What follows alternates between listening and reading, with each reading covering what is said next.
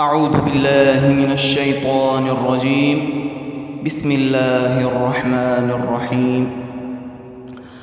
تبارك الذي بيده الملك وهو على كل شيء قدير، الذي خلق الموت والحياة ليبلوكم أيكم أحسن عملا وهو العزيز الغفور، الذي خلق 7 سماوات طباقا ما ترى في خلق الرحمن من تفاوت فارجع البصر هل ترى من فطور ثم ارجع البصر كرتين ينقلب إليك البصر خاسئا وهو حسير، ولقد زينا السماء الدنيا بمصابيح وجعلناها رجوما للشياطين وأعتدنا لهم عذاب السعير، وللذين كفروا بربهم عذاب جهنم وبئس المصير.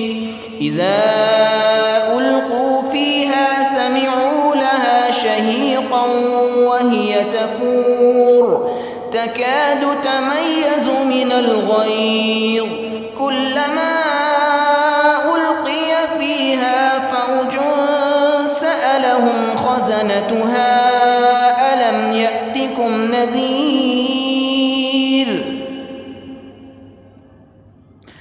قالوا بلى قد جاءنا نذير فكذبنا وقلنا ما نزل الله من شيء إن أنتم إلا في ضلال كبير، وقالوا لو كنا نسمع أو نعقل ما كنا في أصحاب السعير، فاعترفوا بذنبهم فسحقا لأصحاب السعير. إن الذين يخشون ربهم بالغيب لهم مغفرة وأجر كبير، وأسروا قولكم أو اجهروا به إنه عليم بذات الصدور. ألا يعلم من خلق وهو اللطيف الخبير. هو الذي جعل لكم الأرض ذلولا فامشوا في مناكبها وكلوا من رزقه وإليه النشور. أأمنتم من في السماء أن يخسف بكم الأرض فإذا هي تمور أم أمنتم من في السماء أن يرسل عليكم حاصبا فستعلمون كيف نذير. ولقد كذب الذين من قبلهم فكيف كان نكير.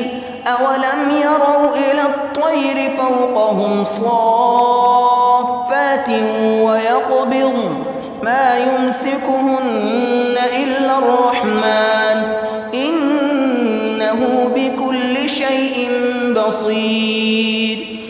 أمن هذا الذي هو جند لكم ينصركم من دون الرحمن إن الكافرون إلا في غرور. أمن هذا الذي يرزقكم إن أمسك رزقه بل لجوا في عتو ونفور. أفمن يمشي مكبا على وجهه أهدى أمن يمشي سويا على صراط مستقيم. قل هو الذي أنشأكم وجعل لكم السمع والأبصار والأفئدة قليلا ما تشكرون. قل هو الذي ذرأكم في الأرض وإليه تحشرون. ويقولون متى